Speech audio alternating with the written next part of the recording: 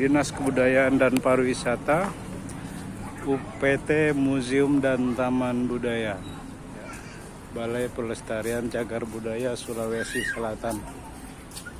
Oh, ini Port Rotterdam. Iya, Belanda punya nih.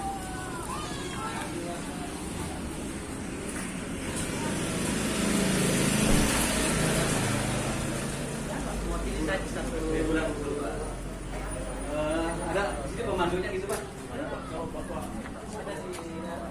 Ah, ini dia.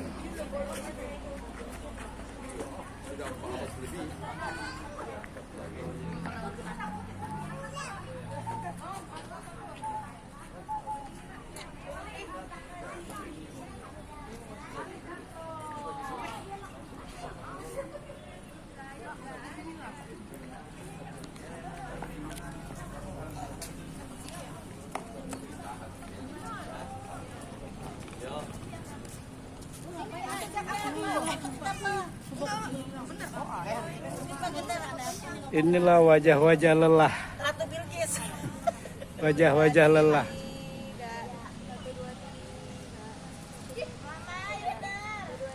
Ya, bangunannya masih bangunan Belanda ya. Luar biasa, dan ini cukup terawat ya. Bersih. Dan memang dikelola.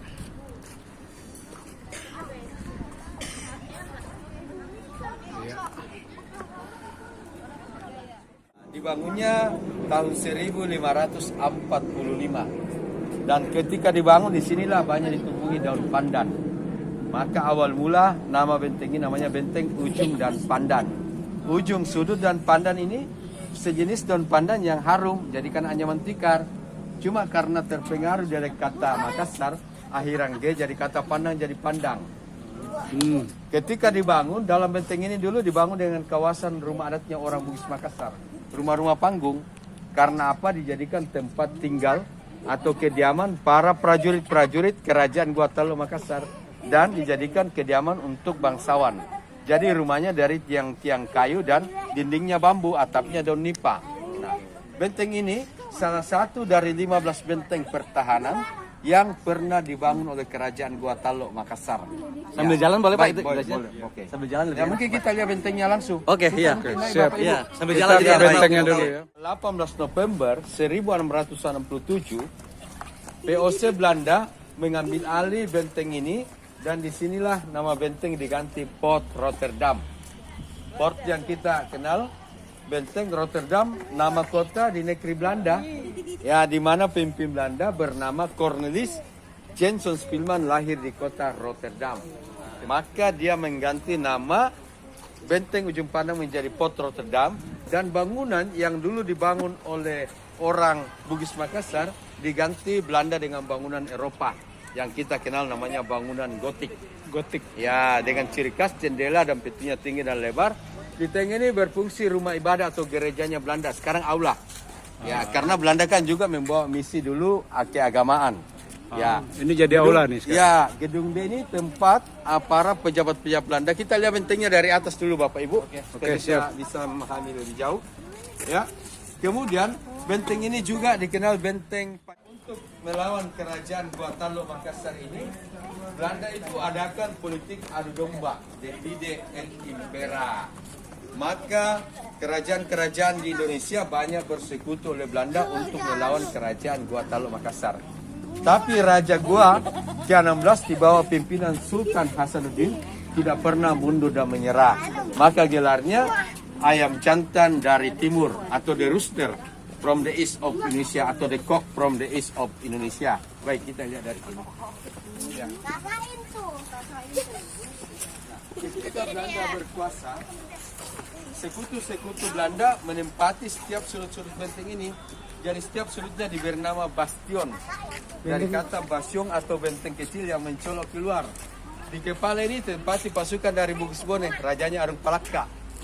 Ya, yang sempat bekerja sama Belanda. Kemudian pojok kanan namanya Bastion Buton Sulawesi Tenggara, kiri Bacan Ternate, Ambon di belakang Maluku. Jadi inilah membantu Belanda melawan kerajaan Gua Talo Makassar. Jadi kita bisa lihat bentengnya dari sini Bapak. Ya, benteng ini luasnya hampir 3 hektar luasnya. Ya, Ini bentengnya. tuh tinggi temboknya 5 sampai 7 meter dengan ketebalan 2 meter.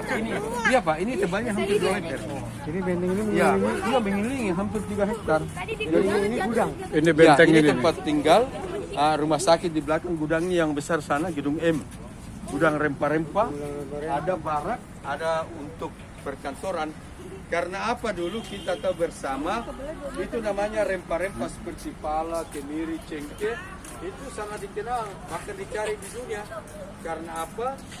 Orang-orang Eropa dulu atau dunia untuk membuat kecantikan dan ketampanan pakai bahan kosmetik. Ya, bahan kosmetiknya itu kan dari rempah-rempah, pala, kemiri, cengkeh. Untuk obat-obat tradisional pakai juga rempah-rempah. Untuk bumbu rasa makanan pakai rempah-rempah. Maka rempah-rempah dicari di dunia. Berpetualanganlah Portugis Spanyol namanya Vasco da Gama, Magallanes mencari rempah-rempah. Rempah-rempah di Indonesia banyak ke timur, Ternate, Ambon, Maluku, Flores dan sekitarnya. Bagaimana Banda? Untuk menuju ke timur, Makassar menjadi jalur perdagangannya karena dia jalur pertengahan. Orang sebut the gateway of the east of Indonesia. Nah, Belanda ketika masuk ingin dia kuasai rempah-rempah. Ini dilawan oleh kerajaan Sultan Ageng Tirtayasa, memperkuat kedalaman spiritual Islam sampai ditangkap, dibawa ke Silo, meninggalnya di Afrika Selatan di kota Cape Town. Makanya dikenal di Cape Town de Makassari. Jadi Syekh Yusuf di sana. Pahlawan nasional Pak di luar Dikuburnya di sana. ada di Afrika Selatan di Cape Di Town. Afrika. Tapi konon kerangkanya dibawa ke Makassar dan ke Banten. Iya, di Banten ada. Selain itu. Nah, kemudian ada juga ruang tahanan nanti Pangeran di Ponegoro di pojok sana. Ya, baik. Jadi ini tempat tinggal pejabat-pejabat Belanda, di belakang ada semacam rumah-rumah sakit, klinik dan sebagainya. Dan dikelola langsung Dirjen Pusat Jakarta, Pak. Oh, sekarang Makanya jadi kalau hari sekolah ini penuh. Nah, ini tadi tingkat PAUD, Pak, TK, SD, SMP, SMA. Karena jadikan sarana edukasi, Pak. Betul, Pendidikan, rekreasi, hiburan, pelatihan bahasa asing. Mudah-mudahan kita bisa beruntung kita ketemu satu-satunya pelukis tanah liat di dunia, Pak, yang biasa dipanggil ke Jakarta untuk pameran-pameran dari luar negeri, mancanegara datang. Cuma kalau dia dalam pameran-pameran itu tidak bisa ketemu karena dilindungi izin. Makanya biasa dari pusat itu ketemu. Nah, Bapak itu tidak komersil, tapi kalau betulan ada, orang bisa beli oleh-oleh. Iya, itu yang sangat dikenal artis Jakarta. Saya kok datang cari Bapak itu, karena dia show kemana-mana. Ya, jadi itu kita bisa jalan sedikit, mudah-mudahan kita ada. Ya, karena tidak selalu datang, Pak. Cuma tadi ada melintas. Oh gitu. Masalahnya karena itu Bapak di pasar di mata internasional. Jadi orang-orang asing luar negeri banyak yang datang cari. Nah, cuma kalau sudah di hotel, pameran kan sudah dinilai komersil karena ada agent bisnisnya, Pak, yang kelola. Ya, dari kementerian apa biasa datang cari dan sebagainya. Ya, jadi ini ada rumah-rumah sakit, ada juga tempat kediaman para dokter. Jadi benteng ini betul-betul dijadikan semacam kota kembar Rotterdam, Twin Rotterdam. Jadi orang Belanda lagi tidak perlu lagi keluar dalam benteng ini, Pak, karena semua difasilitasi. Nah, membuat Belanda bisa lama karena sekutu-sekutu dari Indonesia. Arung Palaka ini dari Bugis, penakluk Jakarta, Pak, Batavia, bersama dengan Kapten Jongker dari Ambon. Ya, tapi karena dia dibujuk yang di Jombang ini rumah apa semacam tempat kediaman para dokter-dokter dari Belanda saat itu, Pak, ya. Jadi benteng ini bukan bentengnya Belanda, Pak. Ini benteng Kerajaan Sulawesi. oh, Ya, ini kan salah satu dari 15 benteng. Cuman nama benteng diganti dan bangunannya diganti. Nah, ini kan bagi Kerajaan Makassar ini hanya benteng pengawal. Artinya ada benteng induk yang harus dilindungi. bukan benteng utama. Bukan, benteng utama namanya Somba Opu. Nah, Somba Opu dalam sejarah pernah menjadi pelabuhan yang pada di kawasan Somba Opu timur yang Indonesia, tadi Pak. kita lewatin.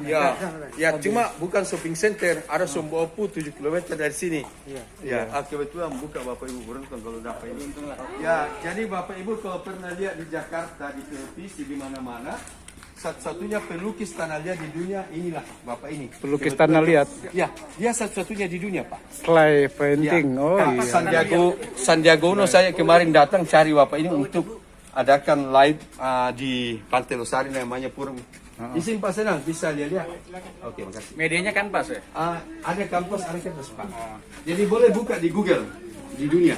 Pelukis tanah liat dunia inilah Bapak ini. Dari Jakarta, Pak. Masya Allah. Ya, satu-satunya dunia, Pak. Oke Pak, salam kenal Bapak dari ini Jakarta. sudah ditawari di Amerika di Eropa. Kita pameran di sini. Di tim. iya. Cuma kalau di Jakarta nggak bisa ketemu bapak ini, agen yang jaga, Pak. Nggak bisa ketemu. Lukisan pertama yang Bapak buat apa dia, Pak? Ini bisa lihat di dalam situ. Yang pertama sekali Bapak buat. Perkampungan dengan ikan. Bisa lihat di dalam situ. Ada kita bisa lihat di sini, Pak. Bisa lihat. Oh, tidak ada. Di dalam situ ada Konektor kali ya. Disimpang, Pak. Oh, disimpan. Masalahnya kalau bapak ini kan nilai komersilnya itu dalam pameran apa, makanya ini kan pribadi. Tapi kalau bapak ada ingin souvenir oleh-oleh langsung ketemu, karena itu dia tidak komersil tapi boleh bawa oleh-oleh. Makanya dari pusat Pak Kementerian, saya kemarin pas Pampres Kementerian datang cari bapak, karena ketika pameran Jakarta tidak bisa ketemu, nilainya sangat Luar mahal. biasa, langsung kita bisa ketemu Makanya dia sama dia cari orangnya. di Makassar. Beruntung lah, Iya. 150.000 mungkin. Ahli tambang kemarin dari Jakarta cari bapak ini, karena dia tidak bisa ketemu. Agentnya kan jadikan komersil bisnis, Pak. Iya betul. Ya makanya sini kan dia tidak apa oleh-oleh, tapi terkadang kalau ada senang langsung dari hati ke hati. Ya makanya kalau di Google apa dibuka, inilah bapak ini satu-satunya di dunia. Pak siapa namanya Pak? Bapak sudah boleh juga. Pak Zainal? Zainal Beta. Coba cek ada. Zainal Beta ya. Coba cek. Pelukis sudah mendunia ya. Khusus clay Pak ya. Nanti saya peragakan, Khusus Pak. clay. Ya, kita gambar rumah adat dengan waktu 2 menit. 2 menit. Pak, Boleh boleh. ada modelnya, Pak.